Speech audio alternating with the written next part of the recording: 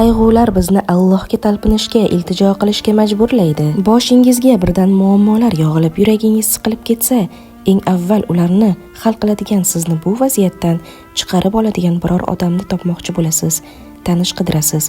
Holbuki xaloskoringiz faqat va faqat buyuk Allohdir. Axir kuldirgan ham, yig'latgan ham uning o'zi emasmi?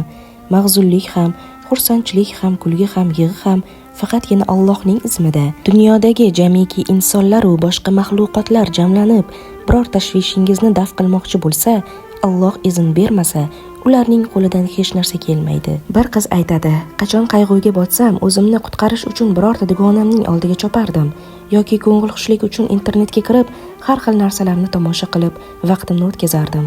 Afsuski, bu narsalarga chalg'isam, qayg'ularim birpas unutiladigandek bo'lardi xolos. Ko'ngil xushlik muammolarni qalbimdan yulib tashlay olmas edi. O'zim bilgan barcha usullardan foydalanib ko'rdim, lekin qalbimga taskin beradigan biror malham topa olmadim. Shundan keyin umidsizlikka tushib, o'zimni yo'qotib taslim bo'la boshladim. Bir kuni bir olimning kuldirgan ham yig'latgan ham uning o'zi degan oyatini sharhlayotganini eshitib qoldim. Hayotimda birinchi marta yig'i ham, kulgi ham Alloh taoloning izmida ekanini o'zim uchun kashf qildim. Hamma muammolarimning sababini topgan edim. Shu paytgacha dardimning davosini o'zimga o'xshagan dardmandlar orasidan qidirib yurgan ekanman. Qayg'ularimni aritishga esa Allohdan boshqa hech kim qodir emas ekan. Shu paytgacha boshqa eshikni taqillatib xato qilib yurgan ekanman. Endi esa dardimni davolashni o'sha dardni bergan egasidan so'raydigan bo'ldim. Allohim, qayg'ularimni ketkaz, Allohim, qalbimni sururga to'ldir deb duo qiladigan bo'ldim. Bu safar kerakli eshikni taqillatayotganimga ishonchim komil edi, chunki muammolarni hal qilib beradigan boshqa eshikning o'zi yo'q ekan. Alloh menga nihoyatda mehribon ekan. Qayg'ularimni aritdi.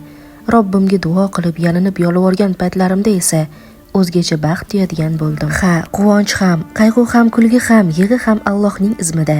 Shunday ekan, faqat Robbingdan yordam so'ragin. G'amlaringni aritishini, senga quvonch baxsh etishini faqat undan yolvorib so'ragin. Chunki bu ishlarga faqatgina Robbing qodirdir.